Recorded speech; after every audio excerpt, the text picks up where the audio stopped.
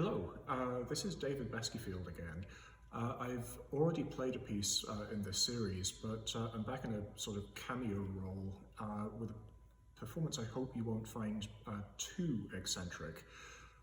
This year is the 150th anniversary of the birth of Louis Vierne. His birthday was actually a couple of weeks ago, October 8th, and there's a neat little intersection with the Orgelbüchlein project in a film of Louis Vierne playing just for 15 seconds or so at Notre Dame in the early 30s. And he is playing In Dearest Freude from the Orgelbüchlein. In fact, that's the soundtrack. What he's actually playing on the keyboards is not In Dearest Freude, it's something else.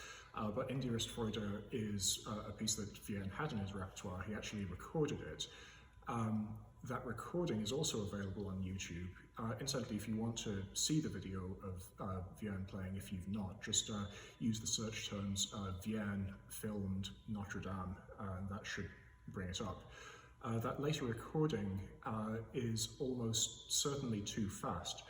The organ as it sounds in that recording is almost a whole step sharp of where it was at that time.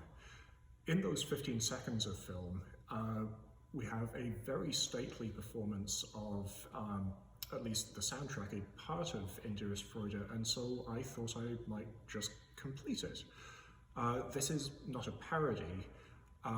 This is an attempt to play it as it might have been played in late 19th, early 20th century France. So the performance style is characterized as the style sévère, severe style, really a reaction against what had come before in France of light music, some said operatic, the kind exemplified by Lefebvre, Fessy, others.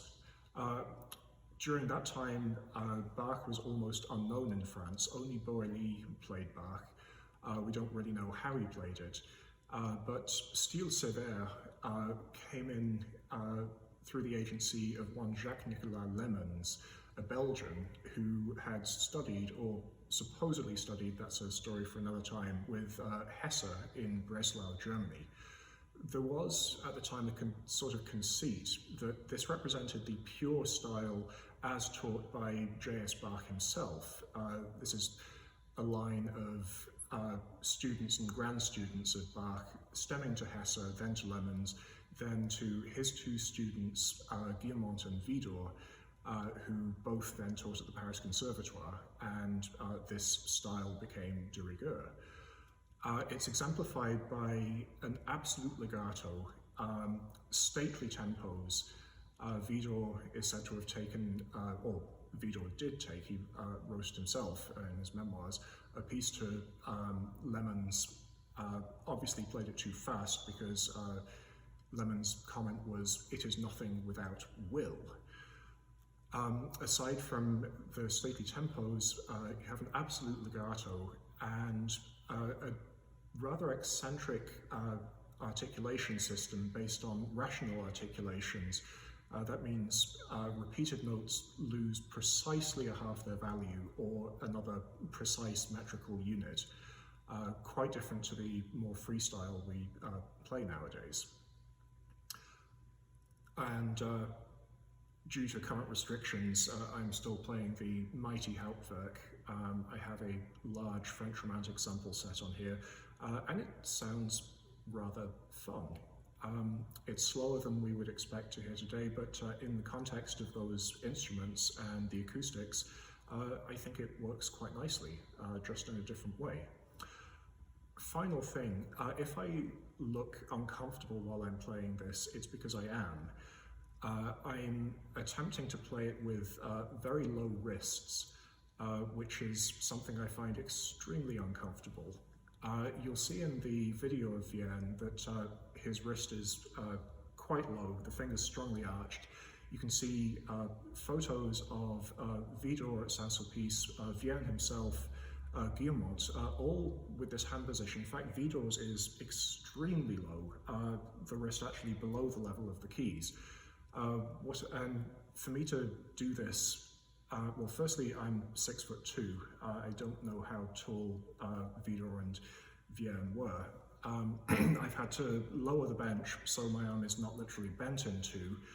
The other thing you notice from those pictures is they all seem to be sitting quite far back on the bench. Then to reach the, have your toe against the black keys on the pedals, the legs almost point forward. That photo of Guillemot at the Trocadero shows that particularly well. My experience of playing with this for an afternoon is, firstly, I'm almost certainly not doing it right because it is so uncomfortable. I'm trying to stay relaxed. It seems to apply an awful lot of arm weight to the keys. There are plenty of other ways of doing that, but it almost feels as if you are hanging on the keys.